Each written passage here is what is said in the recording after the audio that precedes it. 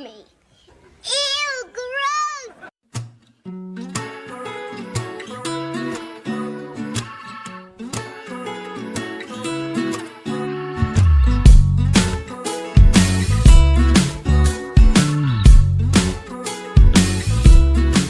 Hey, are we recording? Yeah, we're Yep. recording. I mean, we haven't even.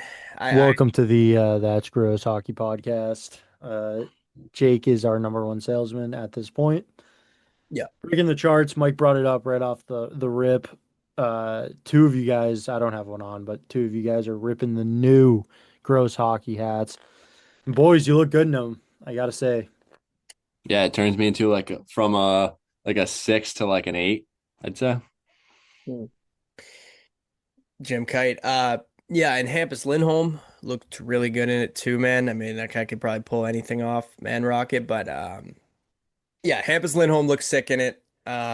He was such a good dude, like pretty much what you would expect.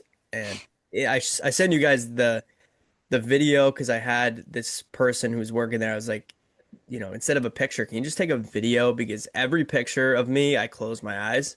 So the video is better. My eyes will be open at one point.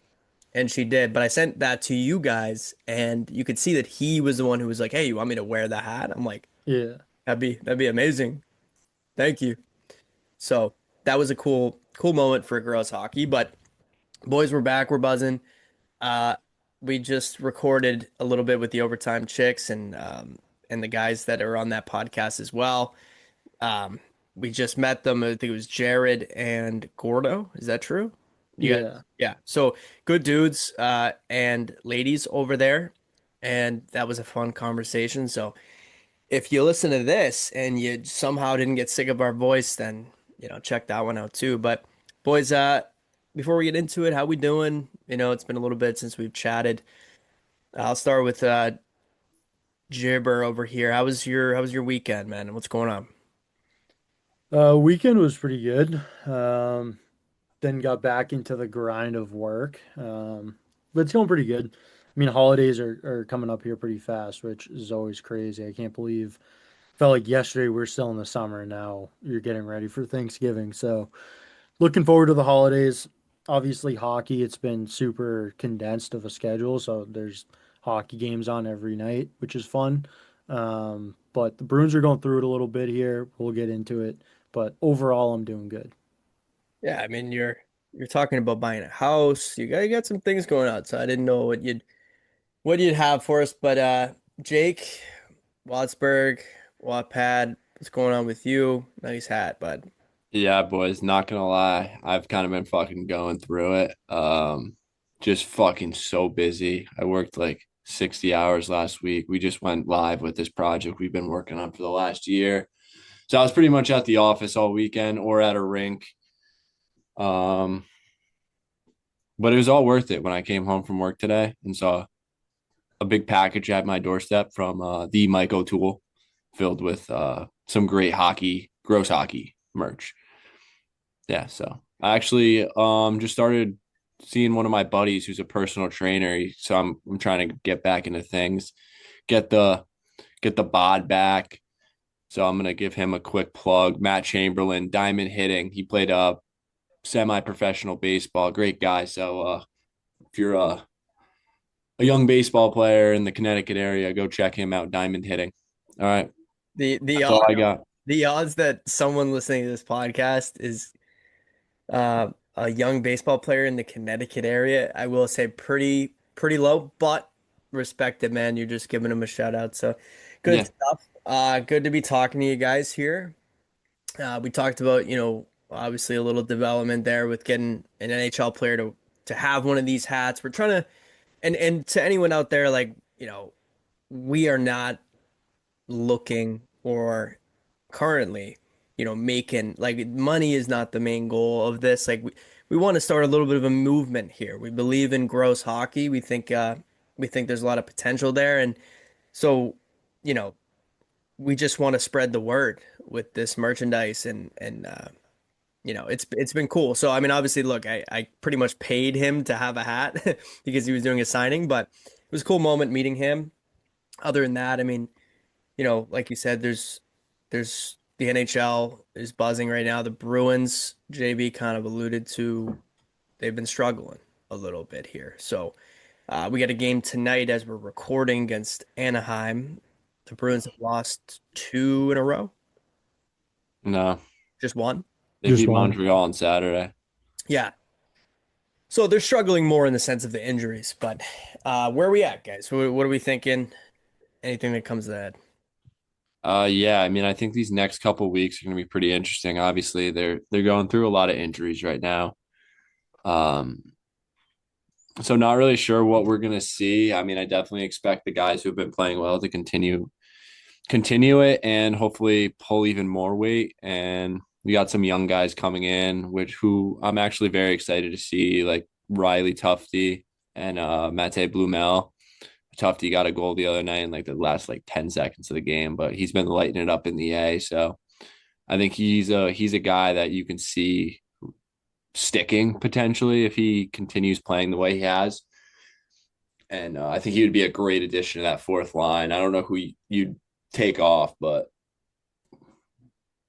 Yeah. Yeah. I mean, I didn't watch that game. I had um, what was last night? Fuck. Oh, yeah. I had a men's league game last night or 2 nights ago, whenever the game was. So I didn't see it, but I saw he scored with 10 seconds left or whatever. Um, yeah. I don't know. JB, what are your thoughts with kind of where Bruins hockey's at here? Yeah, I mean, injuries, it seems like for most teams here, like a lot of teams are going through it. Bruins are obviously in that spot as well. I agree with Jake in the sense of like there's a bunch of these young guys that have been proving it down in the A, and it's like, yeah, that's great and all, right? That's what you want with prospects or anyone that's down there, but you also want to see that transition into the NHL. So where they're at right now, it gives guys opportunities to go out and win a job. Someone that we've talked about a decent amount, who's Khusnutdinov, right? At the end of the day, all you want from that situation is Sweeney or the front office to pretty much be asking themselves, like, what are we going to do? Because I think Hustadinov's made a case that it's not as easy as just we're going to plug Lindholm back in and pretty much send, Hustadinov back to either the bottom six, or I mean, he was fighting for a job there for a little bit. So that's what you want these guys to do, right? Like Riley Tufte, it's like, great, prove it in the AHL. We need to see something here. And all these guys want that, right? Like they get their chance, they want to perform. Another guy, Blue Mel, you brought him up. I mean, what more does that guy have to prove in the AHL, right? Like he's been one of the top producers, I feel like, most years in the A as of late. I know he was with Texas beforehand, but I mean, that's a guy that was licking his chops in the training camp, didn't get a job, right? He had spurts or different looks that he was overall pretty good, but didn't win a job, and now he's in the scenario that he got his chance, and you want to see them perform. I wasn't a huge fan of Monday. Obviously, Tufte was pretty decent. He was around the puck. Blue Mel, I want to see more from. But for my take on the Bruins, this happens. It's the game of hockey. But if they want to be a playoff team, these guys are going to have to step up. Yeah. Yeah. I mean, it's tough with the team that they had healthy. It felt like, all right, if you need everyone, like they said that multiple times, and then all of a sudden you lose almost everyone besides Pasternak and Swayman and Geeky, for the most part, they lost a lot of big guys in that top six. McAvoy went down. Obviously, we talked a little bit with the overtime chicks and that group. Again, there are men part of that as well. Maybe I should overtime chicks and guys. I don't know. But the injury to McAvoy was brutal. That was not something you ever want to see. And I've always personally felt like shit can happen anytime. And I'm surprised it doesn't happen more often with the way guys are just ripping shots and dudes are just standing in the way of it. Um, so yeah, they're in a tough spot, and obviously their depth wasn't something that we've kind of felt like was a huge strong suit. Losing a guy like McAvoy is going to be huge for any team, but yeah, I mean this is a point in the season where they got to lock it in and they got to really buy into the system, right? That Marco Sturm's playing or has them playing, and who knows? Maybe we'll find a guy or two like we did with Hustadinov when Lindholm went down, who comes up. With Arvidsson is now injured. I saw that in the Montreal game. looked like he pulled his hamstring. I don't know if you guys caught that shift. Yeah, I did. I was gonna bring that up. Yeah. Something, I mean, like the real thing that comes to my mind when you think of that injury is the condensed schedule. Like these guys are playing so many games, travel is pretty intensive. It's something that, I feel like in the NHL we haven't really seen too much of. And obviously there's injuries, right? McAvoy eating a puck doesn't really have much, I think, to do with them playing more games in a shorter time. But think of Arvidsson, right? If that's a hammy, it's just these guys are on go mode nonstop, and it's just I think that's a hard part too. Some of these guys are going to get extended. There's been a lot of just weird injuries. Like I don't really remember the Middlestat one. I know Lindholm had that weird. It was like the open ice. They kind of ran into each other. A little bit of a knee on knee. So I just think that that's something to think of here moving forward. Is these guys are playing so many games, and it's like if they're banged up in one game and there's already injuries on a team, right? They can't be sitting out. So I don't know. I hope that this ends, but it seems like it's league spread right now. Yeah. It's all over the place that these guys are getting injured. But Yeah, Jake, talk a little bit about that. Have you seen the injuries that have been going on in the league in the last couple of days, week? Yeah, I mean, it seems guys are just dropping like flies. Excuse me. And it's something we mentioned on the with the OTC girls and guys, but the Jack Hughes and Lusterinen injuries recently too. Like Jack Hughes was out to dinner and cut his pinky, I believe it was, on a wine glass.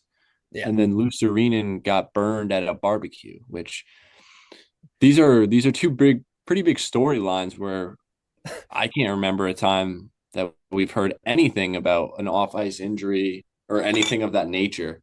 And then you get two in the matter of a week. It's pretty interesting. Kind of, it's all clumped together, I guess. It's weird. And let me just quickly, you guys follow those accounts? Like there's one called like Jofa, like something Jofa. It's a hockey I've account. been seeing that recently a lot. Yes. Yeah, and it's like they really just post like jokes. Like I know Puck Empire is a huge hockey Instagram account, and he made a second account called Puck Empre, where the E and the I just flipped, and it was like a joke account where he would post fake news in the same style. And that's what that feels like to me. Like when I saw the Jack Yeah. Hughes thing, when I saw the E2 Luosterainen one, I was like, yeah, this feels like a fucking meme page is talking like, what? What are we, how is that happening? Never mind in the span of a week. So, yeah, I mean, it's been weird. Like, JB, that's a great point about the condensed schedule. I mean, the Bruins have played, I think, two more games than every team in the East, at least, pretty much. So they've been really working hard. And it kind of brings me back a point I wanted to say about McAvoy's injury. Like, I blame the official on that. And the reason for that is because the Bruins were killing a 5-on-3 power play. They killed it. Hampus Lindholm and Zadorov are the two defensemen. Right at the end of it, Zadorov has the puck in the D zone and he's skating out. He's okay. He'll be able to get the puck out. And Hampus Lindholm sets a little bit of a pick for one of the Canadian forwards. And it was a debatable call. And I felt like that was one that was just from an official point of view. It's like you're trying to control a game, you're trying to make sure a game is fair. And there's things that you let go. And that felt like one of those where it's like, you don't call that. They call it, they go right back to the PK. McAvoy gets hit in the jibs, is a jack-o'-lantern. So I don't know if you guys have any thoughts on that, but I was kind Yeah. of frustrated with Yeah. that. I mean, it's tough, especially like looking back on it. Like, I totally agree. That was a very iffy call. But also, like, the Bruins need to stay out of the box. That was fucking crazy. And props to the PK because it was phenomenal. I mean, I don't think they deserve to win that game at all. Like, they did not play very good. Swayman was fucking amazing. The PK was phenomenal. The whole reason they won the game, right there. But like 8 penalties in one night. They had 2 5-on-3s. When's the last time you've watched a hockey game and you saw 2 5-on-3s No, for the same team? but it's in Montreal, is all I'll say. It's kind of like Yeah, playing in Air Canada Center on a Saturday night. Like the Leafs are going to get 6 power plays, 6, 7 power plays. but it shouldn't be that way. And like a lot of the calls, like that one you mentioned, definitely like I thought that should not have been a call, but like a lot of them were the Bruins being undisciplined and taking bad penalties. It kind of reminded me a little bit of the last year's team with the way they were taking penalties. I think they battled a lot harder and played a lot harder, but yeah. Yeah. No, you're right. And it's obviously not the official's fault. My point, I guess, is just like, look, they do a good job for the most part, and people shit on them way too much. I just think that it's a very important job. And to the point about, guys eating shots and like it could happen any moment, like I just think it might sound like ridiculous to say, but you're kind of putting guys in danger. Like they're in dangerous positions if you call a penalty. And I just thought that was a weak call. And what happened, like you can't blame a guy, but it's just like that shows you like you make a bad call. If he was like sitting there like, maybe that was kind of a soft call, and then he sees that happen, I mean, imagine how, guys, if you're playing hockey and you're Hampus Lindholm, you're sitting in the box and you watch that happen to your teammate, aren't you feeling like pretty shitty? you know? Yeah. So Definitely. anyway, I'm not going to ramble about that anymore, but I do want to say one more thing about the McAvoy injury. I mean, I assume you guys were both watching that live as well. When I saw him get hit in the face, like live in action, it didn't look like it hit him that hard. But then I saw the close up and Jesus Christ, dude. Like, wow. yeah. That was ugly. So hopefully that guy is not out too long. We need him. He's been playing amazing. Yeah. Pretty much right away, I knew that hit him in the face, and like it deflected. Excuse me, it deflected, but it was still coming pretty hard. Yeah. From Pause. Dobson too. That guy can rip it. Yeah.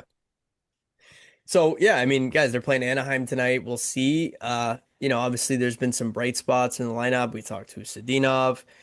I think Lohrei had a better game the other night. Obviously, he had a big goal in that game, which is, he's a guy who we kind of talked about in our group chat, and I was saying one thing that I would do, like it's kind of my philosophy on coaching. Like I never made the NHL, fucking yeah, whatever. Yeah, I should have if I didn't fucking, twist my ankle when I was like 14, 15, right on the brink of high school, but I won't get into that. But I just think like life at the end of the day, life is much more simple than we all make it to be. And I think a lot of young players when it comes to development, like Macklin Celebrini was talking about it, Jake, your guy, and he had said that when he was younger, he would get on the ice and he would take the last game he played in, and there would be a situation that he didn't take advantage of, whatever it is. He's coming on his off wing down, down the boards, and he wasn't comfortable.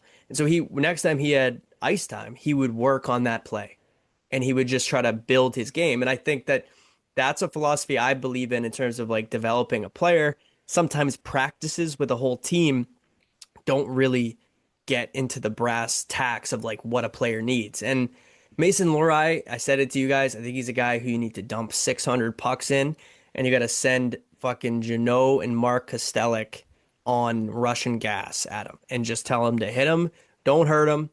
But he's got to learn how to play with the skill that he has and the ability, combine it with a little bit of grit and break the goddamn puck out, because he's going to be, if he doesn't get better at that, he's going to be an Achilles heel for this team as the season goes on. Yeah, I mean, I 100% agree with you. I know when you brought that up beforehand, I agreed with you then too. It's hard when you talk about the Lohrei thing, just because it's like he's so like he shows so many great flashes of one being a great defenseman, but then also like in the ozone. I mean, it's just raw talent. It's like he does stuff with the puck that most guys don't even think of, and if they did think of it, they wouldn't even try it because they're not pulling it off. But I think in the D zone, from what I've noticed, and same thing, I'm not a professional by any means, but it's like a timing thing, right? There's times to do different things. Rimming the puck as much as he does is never a good recipe for anything to happen in your own D zone. But then also, like, he's off by a second, 2 seconds. The whole thing, whenever I'm watching him, is just like he has the puck for too long. And sometimes it's like you almost see him thinking too much, and it's like, hey man, just off the glass and out. Or it's just that quick pass. to your center swinging low or whatever it might be. But you just watch it and it's almost like the play's dying because it's a second too late, 2 seconds too late. So all the talent in the world, obviously it would suck for the Bruins if he can't figure it out. And I think stuff like this happens, right? McAvoy's out now. It even more so now than ever, you need to simplify your game. So Yeah. Yeah, I agree. Jake, you have anything to add to that? Not really. I think you guys covered everything I was thinking as well. I agree with everything you said. Yeah, I mean, just to wrap it up, I mean, I would agree with you said about rimming the puck. I think the way it looks to me is just at times like he gets the puck and he knows it's coming. He hears the footsteps and he's timid to make that play. He'll take hits. Like that's why I think it's just repetitions. It's like the guy just has to practice having guys coming at him and making the right play. Like it's a skill. And he's a guy who turned into a defenseman later in his youth in terms of playing the game of hockey. So that's something that he probably is not as good at as a guy like Hampus Lindholm, right? And we can segue a little bit into that. And I talked to you guys a little bit before about, obviously I met him quickly. He's a gross hockey representative now. But about this idea of kind of adding to this podcast and doing some video stuff. I mean, he is a great player in terms of when you watch a defenseman, like that's in my eyes. And JB, I'll ask your thoughts because you grew up and you're a pretty good defenseman. Like that's a guy that you want other defensemen to model their game. Like not Bergeron to a center, like quite obviously it's hard to do that comparison, but he's just so smart when he's playing well, you know? yeah, I mean definitely the Sweden blood, man. He's smooth with the puck, and he's a fast thinker. He's a guy that it's almost like whatever comes to his mind, that's the play he's making. He makes hard passes and he gets the puck out. If he's not making the pass, he has unbelievable reads. Like I would say anyone that's listening, even if you're not a Bruins fan, either, just try to catch a game or old highlights and stuff, but watching him, I mean, he'll pull a puck off the wall and he'll skate around the net, hug the net, and he's out of the zone, dude, in 2, 3 seconds. And he's splitting middle ice, which is another thing you don't see happen often when it's a lone defenseman trying to break the puck out. So yeah, I am 100% with you, Mike. I think he's a guy that does not get talked about enough. And especially on this Bruins team. Like you're bringing up this clip right now. I mean, this is a staple right here and I think I remember this game vividly, but I do too. this is when it all got going. Yeah. Yeah. But So yeah, comes around the net. Look at the getaway speed he has, right? Snipe. And obviously it's a little bit different here because this was 3-on-3. yeah, But still, I mean, you see him make those plays all the time. He comes around the net, head up, real and quick. it's also like a deception too. Yes, that's what I wanted to say. Like when I'm stopping it here, like you can kind of see when he gets this puck, the way he uses the net. Like it's just such a simple thing, right? But you can see he puts it kind of to his left hip and he just uses this net perfectly. Like Brian Rust is running into the goalpost right here, right? So he gives himself that room and then he just takes the open ice and he's gone, right? And like you said, this is 3-on-3 hockey. This is not your typical situation, but it is a classic Lindholm goal, and it's harder to find those clips of him just making the right play, half the time in a game. But you brought up You- something to me. Sorry, no, jump in. No, I was literally just gonna say, like, in agreement to you also, like, he's a guy that when you watch, you can tell that he's a strong human being, but he has a strong stick. Pause.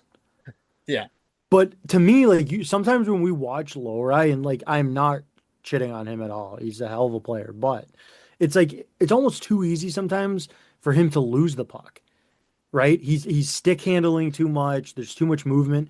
If you watch that clip that you just pulled up, he comes around the net and he's not stick handling a million miles an hour. He's pushing the puck up the ice and he's getting out of dodge. yeah, yeah, exactly. And I was trying to find, do you guys remember the game, like one of the first games when he was traded to Boston? This would have been probably what, 22 when he got traded at the deadline? Yeah, Do you remember the game in Boston against Tampa? I was at that game. Yeah, I thought there was something memorable about that. But Yeah, there was just a great play that he made on, I think, Pasternak's goal. Pasta scored. Yeah. Do you remember anything about that? Because I'm not sure I could find it. I mean, I hope I can, but Yeah, I feel like I saw it the other day. I forget. I don't know if it was a bank pass off. I know the end wall would have been Toronto, but um, yeah, it was another one of those just like heads up plays that I think he just made a. It was a quick read, and I can't remember if it was a bank pass or not. But let's see if we can find it here. yeah. I mean, we can cut out some dead space here, but let's see, where's the first Bruins goal? This was when he still had his orange stick. It's right here. We found it. Look at this. So it's blurry as anything, huh? But so he gets the puck with a guy on his back right here, right? He shields it. He's protecting it. He just makes that little quick little play right there. He didn't even get the primary assist on this goal, but it's just such a simple play, right? This is a defensive puck retrieval. You get the puck, you have a forechecker coming to hit you. You shield him with your body, you protect the puck, and you make that pass through that forechecker to your center coming up the ice. And it's just like that's what a breakout is, and it's not like glorified, but it's so important to the game. And that's what I think Mason Lohrei needs to add to his game, and it's what a guy like Lindholm is just so good at. So it's good that he's there. I mean, is that also just not exactly the definition of being strong on your stick? Like he just took what, 5 whacks coming out of the corner, 5, 6 slashes from beginning of when he starts wrapping the net and cutting off that lane. It's like that's the thing is like we talk about it for forwards all the time, the second efforts. It's the same thing in your own D zone, right? Even when you have the puck, it's not just you're losing the puck and you're giving a second effort. It's you're eating these chops and you're still able to make a play. And that's what obviously gets goals and in the long run wins games.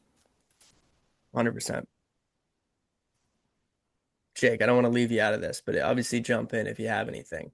Yeah, no, I know you guys said that perfectly. Yeah, we didn't leave a lot of meat on that bone here, No, but it's all right. You guys killed it. so there's obviously guys like this game here, right? Like this another game you were at, Jibber here, right? So the Leafs took the lead here, I think, with like 10 minutes left in game 7 in the third period, right? This Nylander goal. And this isn't a breakout or anything like that, but this is just another heady play by Lindholm. He's creeping in. He's involved. He knows the situation. It's a low shot, ends up going in, right? So that was an electric goal. I'd imagine being in the building gave it a little bit more justice as well. Yeah, you can see me in that clip upside down in the balcony. Threw my brother about 4 rows in front of me. You see him do that like little stutter and then like kind of soft change up a lot. Like I noticed on I think it was Saturday night against Montreal, I saw him do it. He likes it and it works a lot of the time too. Throws the goalie off his game. Yeah, it's a good pickup there. Like little things. And that's the stuff that doesn't get a ton, but like great acquisition by Sweeney, right? He's a guy that you don't hear a lot of these fans who chirp Sweeney. You don't hear them bringing up this guy. Like he's a guy they needed. Like they had McAvoy, Chara was leaving.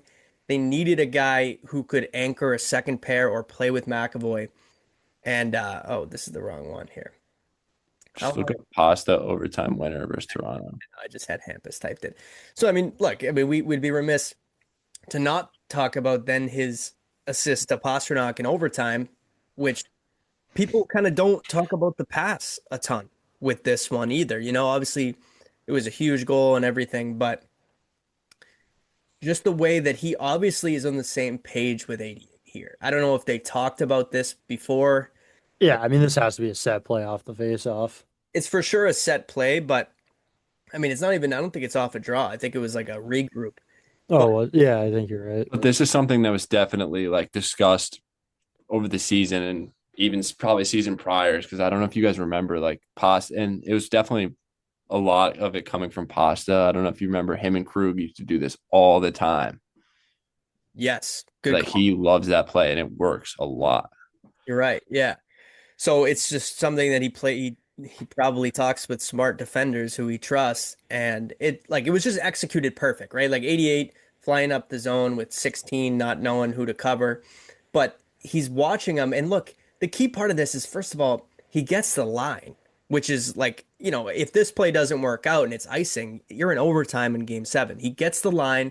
Could be the difference. Yeah, exactly, right? So he gets it just perfect pass. Like that is beautiful hockey. Put it on a silver platter for him. Beautiful, boys. And that's the beauty of the game right there, that sometimes, we end up seeing on Instagram the highlights of like the toe drag or like the finish from Pasternak, and obviously the call, and it's so amazing and all of this, but like that is just such a beautiful, like, chess, not checkers kind of play, using the ice and using the boards to your advantage here. So Suck it, Matthews. Yeah, that was a scary game. I'm not gonna lie. That was a terrifying game. Like when they gave up that first one, dude, I Oh was my just like, God. I was like, of course this is gonna be the game. It felt like they were finally gonna lose to these guys. It made all the right sense, right? Like it felt like that time. And Yeah. then it was just that Especially like with the immediate. whole year before. Like it's like, all right, our reign is finally coming to an end. And it's gonna hurt in the most painful way possible.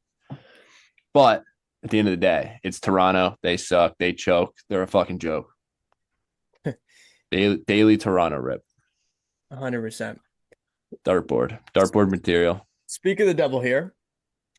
I don't even know what this play is, but I mean, let's just watch that again. He's flying around the net. He's like JB had mentioned, he's finding the middle ice here, right? A lot of defenders might go here, but what happens if you get here and you don't have a pass to make, right? You have no options and you don't have the red line, you can't dump it in. That could be a giveaway. But to take this middle ice, you're opening up your options.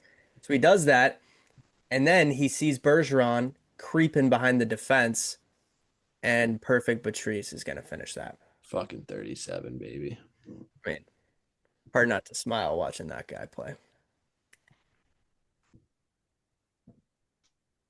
Hard to not get aroused. Yeah, that's for sure. So I don't really have any other clips to line up for this guy, but I thought that was just something we could try and incorporate a little bit into Gross, so that we're not just talking, we got some video to go with it. So Hampus Lindholm shout out, and he's an important guy for the Bruins here to get through these injuries. And something I wish I talked to him about is the fucking knee injury that guy had. Like, he's playing so well, you would not think that he shattered his patella like 8 months ago or whatever it was. Yeah, that's insane. Yeah. Yeah. We can move on, and I'm gonna have to edit this. I don't really know how it's all gonna look. I'm just seeing kind of what's out there for clips with this guy. So this is game 7. It's just extended highlights, so plays maybe that didn't end up in a goal, but there's that little shuffle play, Jake, you were talking about. Yeah. He does a really good job changing the angle of his shot too. Yeah, it's almost It's like not, that. He drops his hands yeah. and then he moves either. I mean, really, it's either to the outside with a quick shot or he's able to get middle ice. I mean, obviously, as a lefty coming off the left wall, it can sometimes be hard just because you're opening up. But Yeah, I mean, a lot of really good plays, right? And a lot of these don't end up in a goal, but it's like, if they do, it's a huge play.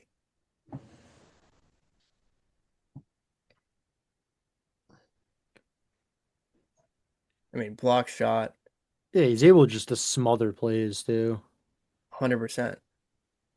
And we've talked like his defensive gap and his stick is so good. Like he just really understands timing and like that gap of when to make that step and when to back off. Like I think sometimes like one of the bigger elements, JB, you could probably speak to with defensemen as well is like a 2-on-1, right? And like I was a goalie growing up, and again, we weren't professionals, but the thing was always you just take the pass, right?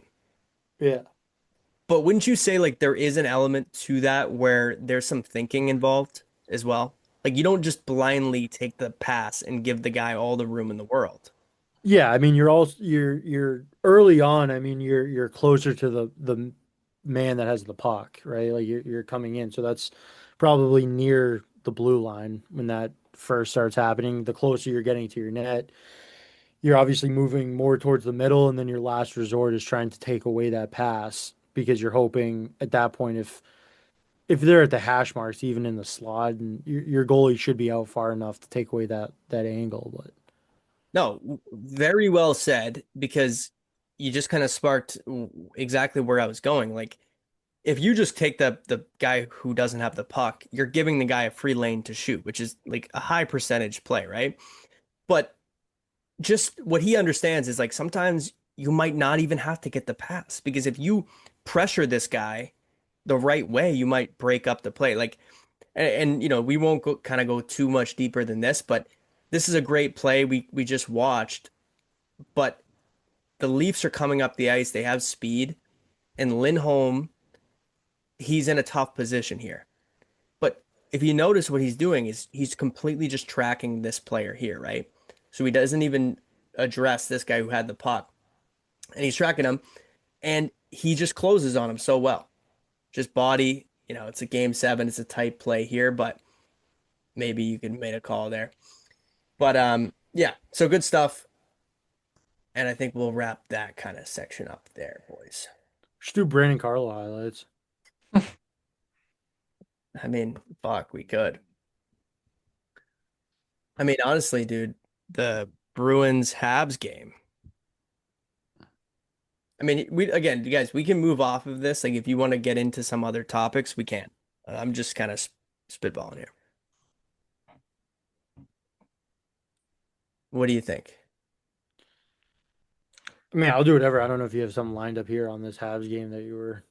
Well, I don't have an exact clip, but just like this, I think this was the game, right? That I was talking, or no, it was Ottawa. Um, well, I guess we could look at Lohrei's goal here. When did he score? Is it the third? I guess the beginning of the second. Was this who made this pass? This is a great play here too, right?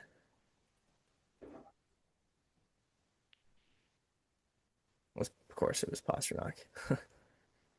What a pass! I think this was the goal.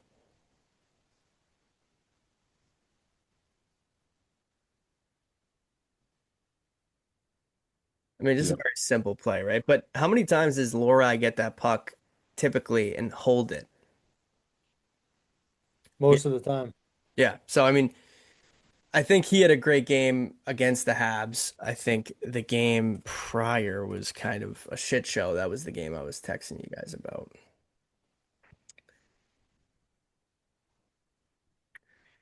Let's see.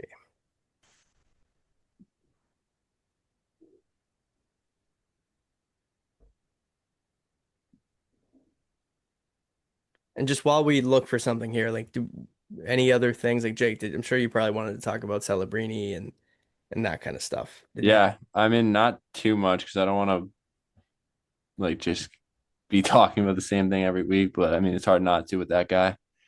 Yep. So after you showed this clip, yeah, we can get into that.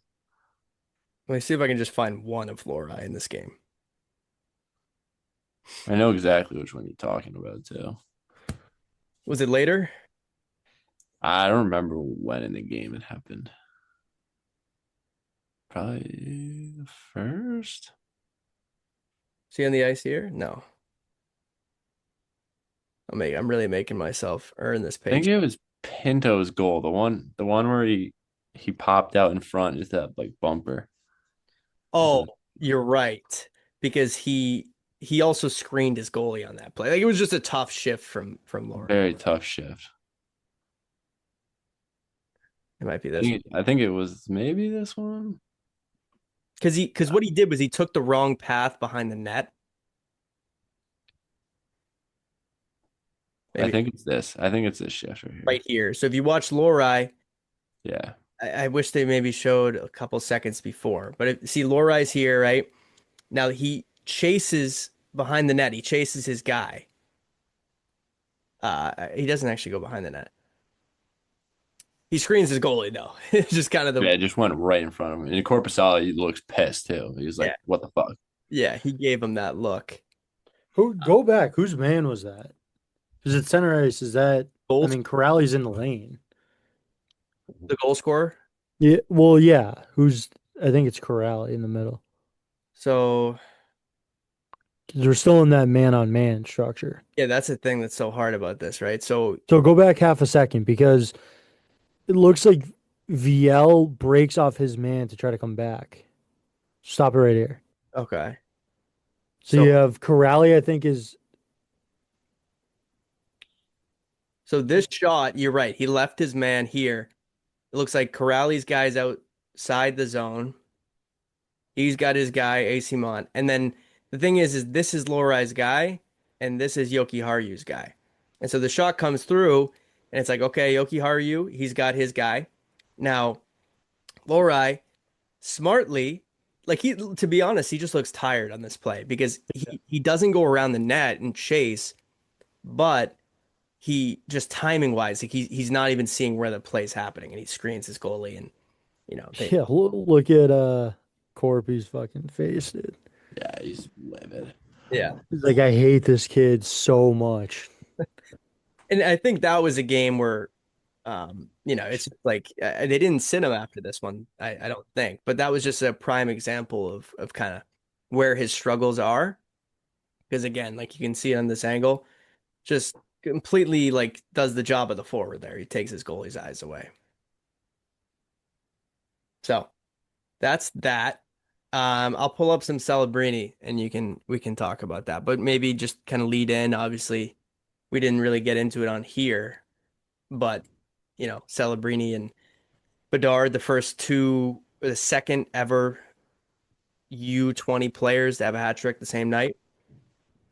Yeah, and I posted it on the Instagram today too. Celebrini is just the fourth guy ever under 20 years old to have 30 points in 20 games. And like to start the season. Yeah. The other three, Wayne Gretzky, Mario Lemieux, and Sidney Crosby. Ever fucking heard of them? How are you? That's a pretty good class right there. Such a humble kid too.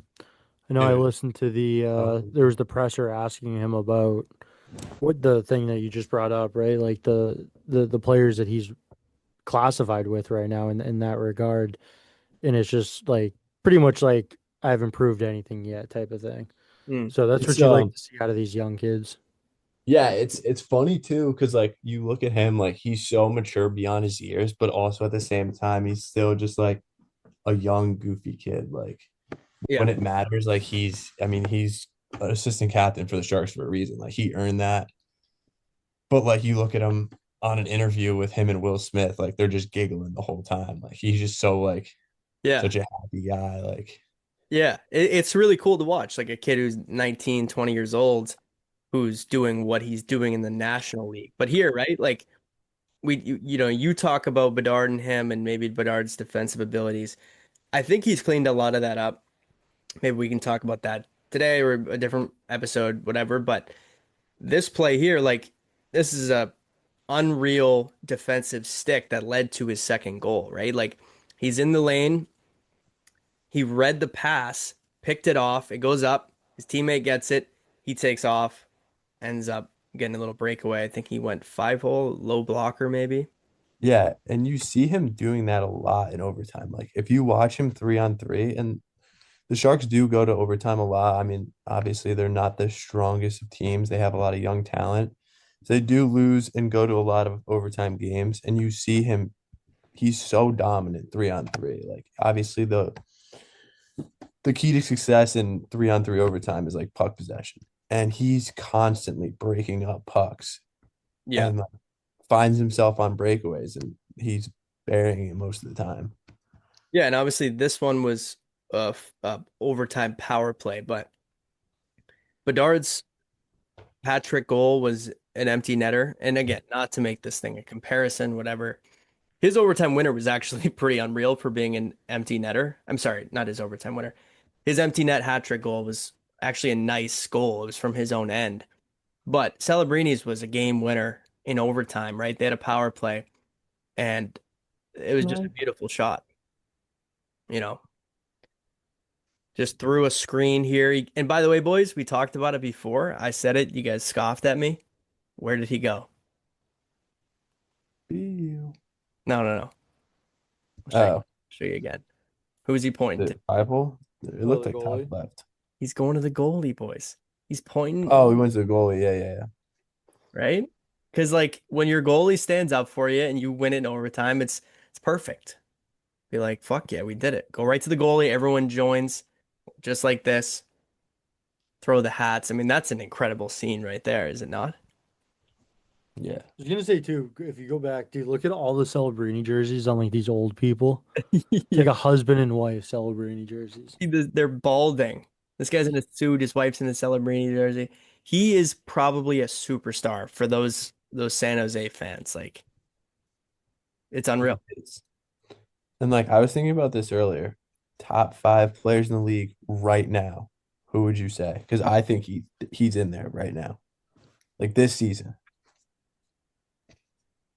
I mean, JB, what are your thoughts? What was the question again? Is he a Like top if you had five? to pick your top 5 this season, like Across the board, or like, yeah. I mean, he's got to obviously be up there in the top five, just production wise so far. Um, He is. He's top. He's number two, I think, right now. Yeah, he's 2 points. 30 points behind. He's behind McKinnon. yeah, I mean, McKinnon's a horse. He is Yeah, every year. it's kind of tough to really say top five. I mean, I think he's skyrocketing up those standings for sure, though. You'd have him top five? Like what's your top five? Let's talk like forwards, like impactful guys you would take. Like if you drafted five people in a row and no one else drafted anybody. I do. You're saying forwards, if you're drafting, like if you're building a franchise, your first 5 picks. Well, just like, just for the NHL, like your top five forwards, who are they? Like this season, my question, right? Yeah, yeah, up to date for sure. Celebrini, McKinnon, McDavid, Pasternak, and then I feel like that 5 gets tough. I mean, you could go Bard, you can go Collison. If it wasn't just forwards, I would have said McCarr. I mean, it's tough. You don't have Draisaitl in there. Yeah, I guess Draisaitl will probably fill that spot for me. These are tough lists to make. Like we're not gonna like harp on it, but how about this release here too, right? I mean, this kid has the release figured out. And for my beer league, I wish I knew how to shoot like this kid. But I heard that he has an extra long stick, Connor Bedard, so that he can change his angle even more. But you can see like he starts pretty much like right here, and the release is like, just probably a foot back. I mean, I just don't know how it's not fluttering off the toe. Like just the Yeah, that's angle he retarded. takes with the puck. It's actually insane. Also, I feel like with a longer stick, that's even harder to do. Like, because he gets it in so close to his feet. His hands explode away from his body though. If you like see how Yeah. far out his hands are. Yeah. it's crazy. Yeah, the way these young kids know how to use these sticks, like it's just getting insane. Yeah. One could say it's bedarded. Yeah. I like that he's also kind of coming out of his shell a little bit too. Like, I think he was upset last year. He's probably a young kid, hearing a lot of the news, losing every night. And I bet he put a ton of work in this offseason to kind of shut people up. And this is the hat trick goal. Like, empty netter, but like, look, he steals the puck, turns, doesn't even look at the net. And it's He center. knows where it is. He knows exactly where it is. I mean, the strength of that kid's forearms, dude, I bet he could peel the skin off a fucking pig. All right, we'll cut that. How many jerseys did that guy have on? You see that? What do you This guy. 2 jerseys on? No, he has more than 2. Dude, that's right. He might have like 4. Yeah, because he took off a Bedard jersey, right? And then he had a Chicago Steel play it. Dude, he's got like 4 jerseys on there. Prior to that, or is it after? Yeah, I think prior to that, it shows a different jersey. Oh, you're right. Okay, here it is. Yeah, so he has a Chicago Steel jersey on. His Steel, is it Bedard too? Or no, that No, Bedard didn't No. play for the Steel. Celebrini played for the Steel, actually. But I doubt it's a Celebrini jersey. Can you imagine if you had a Celebrini jersey at a Calgary Chicago game? The final jersey he shows is like Bedard's youth hockey jersey. Yeah. It's like this guy might need a restraining order. Yeah. But yeah, boys, I mean that should wrap up kind of like the gross breakdowns here. But I think it's valuable. You know, we're all into that side of the game. So it was fun to take a little bit of a look here and you know, just have some video to kind of discuss what we're talking about a little bit. So all right. What else do we have here to talk about? Yeah, obviously the hats. You guys see that shit Jonathan Quick stirred up the other night against, I believe it was Detroit. Yes. Yeah. That was I don't know why he did it though. I just saw that when they scored the empty netter, he went at somebody. yeah, I mean, that's a guy where his I feel like his wires cross a decent amount, and it must have been just one of those times, and turned into quite the moment. The picture you got from it was fucking amazing too. That's an all-time picture. And the jerseys they were wearing too. Puck don't lie for sure. Yeah. Yeah, That Puck Don't Lie is actually already done. yeah. Awesome. Been cooking, trying to get ahead of the curve because I know Mike will message me and we'll go through a couple different variations of the tint and everything. So I just want to get it out to Mike first so he can give me his final approval. Yeah. Yeah, guy's brutal. He was dogging me earlier too. And it's not easy, Jake. To all I'm on the, your side, to JB. all the listeners out there, if you were to have seen Jake's content that he put out, you would have probably unfollowed, stopped listening to the podcast. That's Look, crazy. I'm just trying to keep a high standard here for That's the fans. crazy. I care Dude, about considering consume the content. That's all. the college fucking hockey post did really good. So Are you saying that as a chirp to me? I fucking made no, them. I'm saying in general it Oh, did really good. I think it was a chirp at me, dude, saying that his college hockey does better than Puck Don't Lie. No, No, I not mean, at all. look, I think for sure it's actually blowing up more and more like as we speak because I I saw know. before It I got on. It's sent a screenshot last night and I looked today and it had like 3,000 more views. yeah, and people are sharing it. Like before we jumped on with the other guys over there, like I just checked it and it had been like 6, 7, 8 stories that we're posting. So I think the thing with that is like when you make it just like represent different schools, you're gonna have just a whole new audience, you know? And so I think that's a good thing to add. And college hockey is something I want to get into. And we've said it, we should all get to a game, you know? I mean, Jake, I know you're going to one. Like I specifically speaking for myself, I want to get out to at least one this year, preferably BC. So a lot of people going to be chirping in the comments of those posts too, of like, you didn't put this school, how Did you see me replying to him? I did. Jake was upset I wasn't upset. I was just trying to get the engagement. I was trying to go back and forth with him. because the kid said what? He was like, the 2 best schools you don't have or whatever. And you were like, BU's in there, bud. Yeah. But like, it's good because it, you know, then I saw a comment, like just one example, some kid, I don't know what he does, some sports reporting or whatever. He commented, forget the team, but I screenshotted it. So I'll put it in one of these. I'll make it.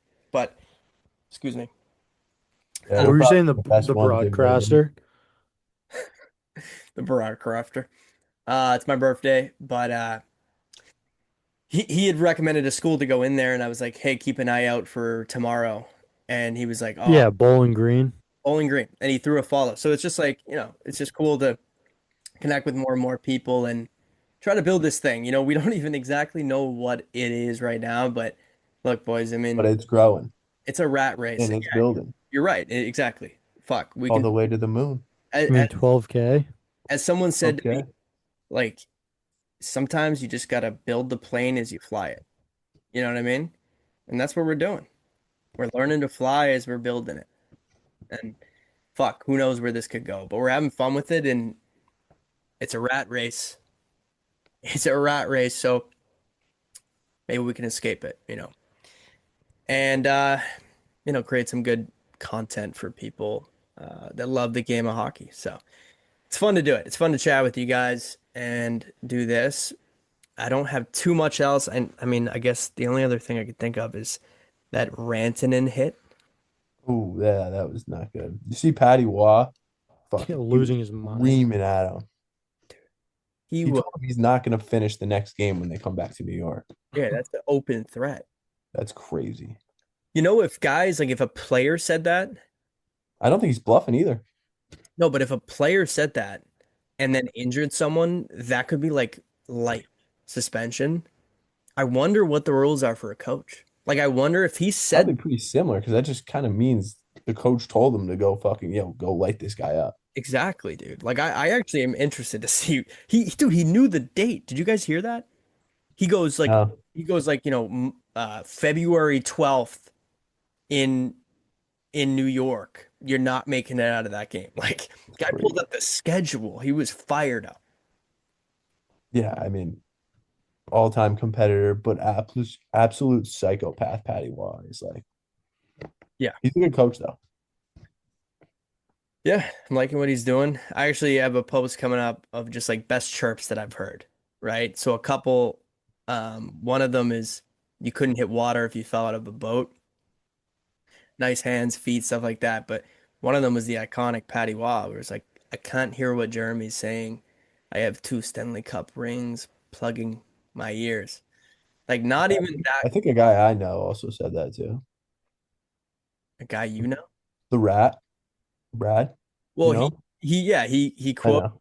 yeah, It's like the Michael Scott one where it's like you miss all the shots you don't take. Wayne Gretzky, Michael Scott, yeah, the exactly, double dash. exactly.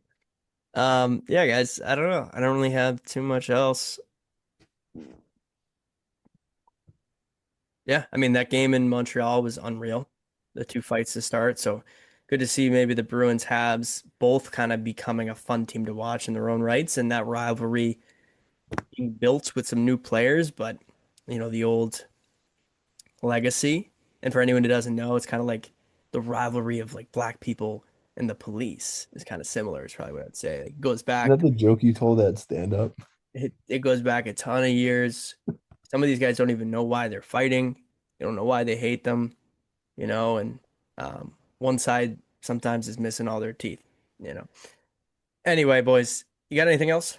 Oh, last thing, Jaden Struble, right, JB? Yeah. Yeah, fought Zadorov. JB actually used to play with him, I believe.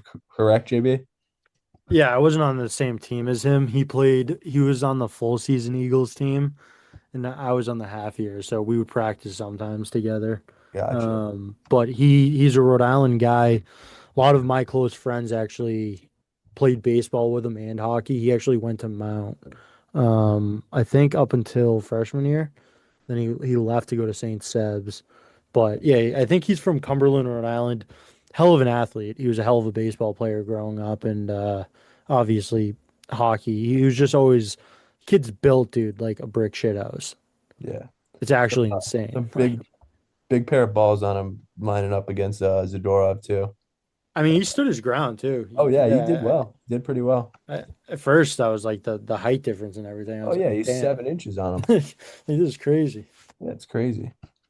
Hey, and no, great point. Maybe to finish it off, do you guys have when Lindholm comes back, are you putting him between Pasta and Geeky, or are you keeping Marat? I'm keeping Marat going with more of a depth piece. Yeah, I I think, second that for sure. yeah.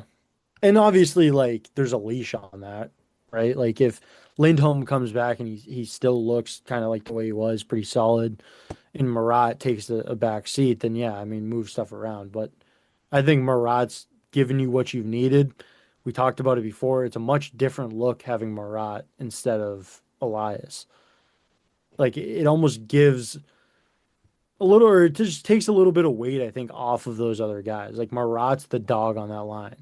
Like he's the dude in the corners, get the puck to either Geeky or Pasta. And I mean, those guys are talented enough; they'll do something with it. Yeah, and I think having Lindholm a little further down the lineup just really spreads everything out for them. I mean, I know we brought him in to be a first line center, but it really isn't what he is and what he shouldn't be. I mean, it's like Coyle when we had Coyle. Like he What wasn't. does your lines look like? Like, what are you doing on that second line? Are you putting Elias in the middle and then throwing like Zaka on the wing? Or are you keeping Zaka as a center and moving him down to the third? I think you got to keep Lindholm in the middle. I think that's just where he's best, especially like he's very defensive. I don't know. I think he plays that center position very well. He also wins a lot of faceoffs. And but the only thing that the pushback I have there is Zaka's been great down the middle. So it's like, all right, who do you move to the third line center? And I think my answer for that would be Middlestat, even though he's been playing the wing. So I don't know. I feel like there's some guys there But that are even if you move interchangeable. Middlestat down and he's on your third line left wing, like Minton's proven himself, I Yeah, think, that's true. enough. Yeah, great Like point. I don't know if I want to No, move I him wouldn't off take of Minton that. off out of center either. You're But right. I do like you go Middlestat. I like that matchup for most teams. Like he's a shifty player. Minton's usually a dog on the puck, right? Middlestat's not super fast, so that would work.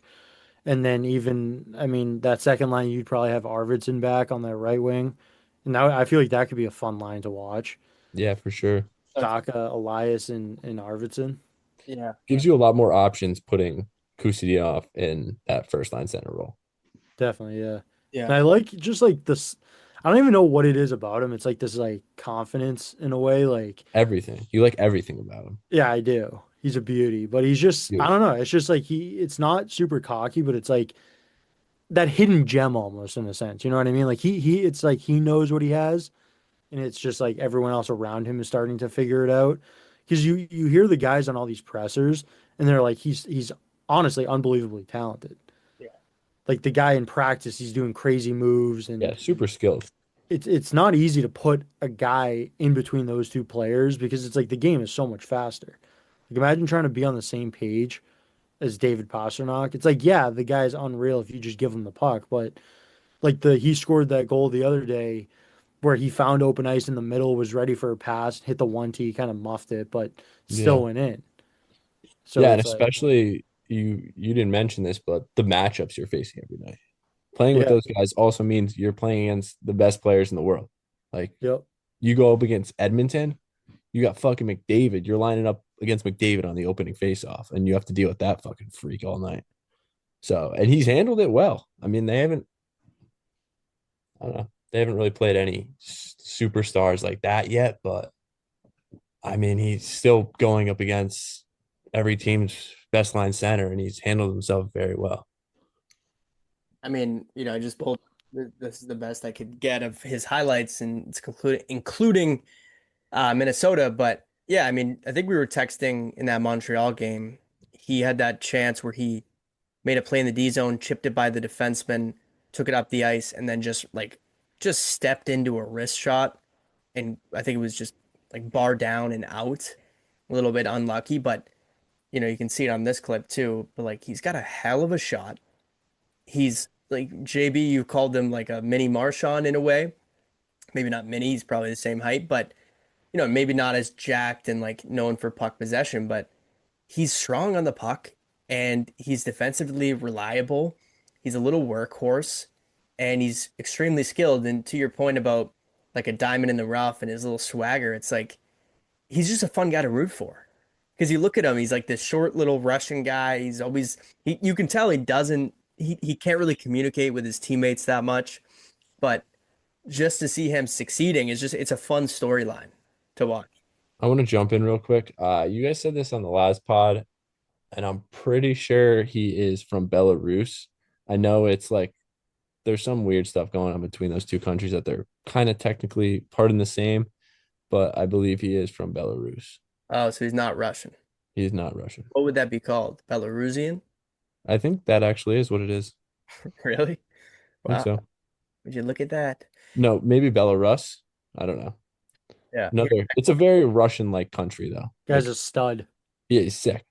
Yeah, I mean this goal last year too. I mean I forgot about this one, but little play by Elias, like little drop play there, and he just gets a little speed, gets hooked. The guy flies, dude. Dude, he's so confident with the puck too. He looks so comfortable. And boys, I love the number choice too, like little cocky. I mean, like, yeah, I'm 92. I'm a hell of a player. Yeah, he's been real fun to watch. He had that shoulder shake there. Do you see that? Yeah. He loves that shoulder shake. Yeah, Marat shoulder shake Khusnutdinov, boys. He's unreal. And before we go here, guys, I do want to mention so uh I DM'd and got a follow from Billy Tibbets. And he didn't really go back and forth. But I joined one of his lives and I said it again. I was like, jump on our podcast, whatever. He responded in the live. But I think we're gonna let's try to get some cool guests here. You know, I know What did he say? he liked it. He didn't Oh, respond. gotcha. But I think he's based on like who he is, like I think he's a guy who would definitely be open to it. He just doesn't really know who we are or what we do. But I led with like, you know, I went to school at JWU. Like I know you supported those boys, the Wildcats. Tomas from Marshfield. His someone who he's related to, I don't think it's a brother, it might be a cousin, was my teacher growing up, Mr. Really? Tibbets. Yeah. And I remember being a kid, it was like fifth grade social studies. And he told us that. And I was like, what? He's like, yeah, he plays for the Penguins. He's a fighter. And he showed a clip of him just beating the wheels off of somebody. Like that guy, you know, all due respect, like he was a absolute psycho out there. Like we talk about Bruins needing some psychos. They got a couple this year. Some Did you see his goal in like the Fed or whatever? I forget which league it was in. It wasn't the NHL, but he had some like sick rush. No, I don't think I did. Yeah, I'm trying to remember. I don't know if it was on YouTube or He posted it maybe. yeah, it's right there. That one. Oh. Yeah, people forget these guys have skill. Even the guys who are punching people for a living. Like Look at him. just Oh my, barking, Oh my dude. God, yeah.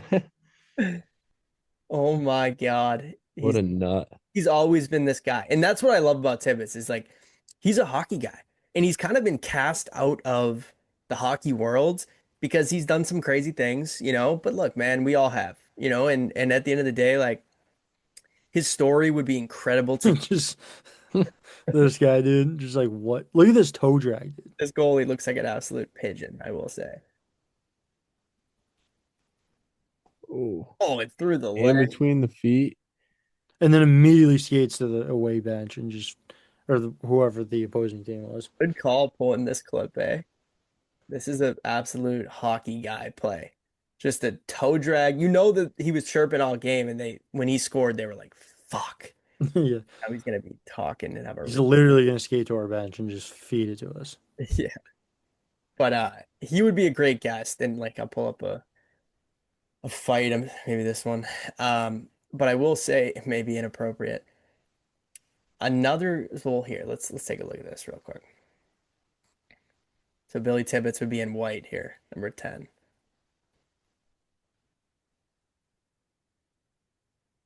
Come on, Tibbets. It's the one clip of a fight here. I hope this is a good one.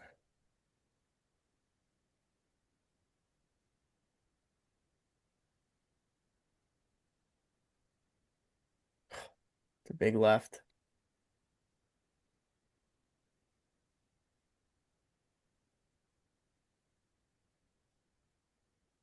It's a heavyweight bout for sure.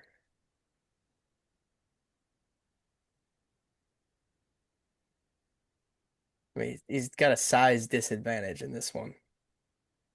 Pitbull though, dude. Guy doesn't go down. No, no, he's got a hell of a chin, as they would say on Home by Three. Yeah, he's not. He's like, don't break this up. I'm just gonna swing. Like, look at this guy. Like, come on. He keeps getting them with those lefts though, too. Yeah. And look at him. He's just in his face. It's not like good fight, buddy. It's like, I'm gonna kill you after this game. And he was a stud. Like, I bet this guy cleaned up in his day. Um, the other the other guy I was thinking about getting on Obviously, Hampus would be incredible, and there's a lot of guys. There's an endless amount of people we could reach out to. Maybe if try to find someone who's playing out in Russia, and Yeah. or maybe who did. And the reason this idea came to me is because I'm working on the Google business profile for Gross Hockey and trying to get it like to come up more and have the hats be kind of seen because we've talked about Selly hockey and maybe there's not enough hockey hats out there for hockey guys, and we are offering it. But what comes up is Jordan Gross, a hockey player, used to play for Nashville. Now he's playing in the KHL. He's the first thing that comes up when it's Gross Hockey. What a name for a hockey player. But I DM'd him and I was like, what a name, dude. It'd be very fitting. We'd love to have you on. But even if not him, like someone in Russia, I'm sure would have some crazy stories, Like we got to go for more under the radar guys being where we're at. You know what I mean? Yeah, it's just reaching out. I think when we were doing it, like, I mean, we had pretty good response, like when we were actually sending stuff out. Exactly. Yeah. So Yeah. yeah, I'll work on Bergie. See if we can. Yeah. Yeah. I'll try to get Tim Thomas. I'll go on a fucking, Jake, you must have an inside source somewhere. yeah, you can get fucking Billy Tibbets' nephew's niece, girlfriend. I've been trying to work on Ference. I haven't gotten very far. Mhm.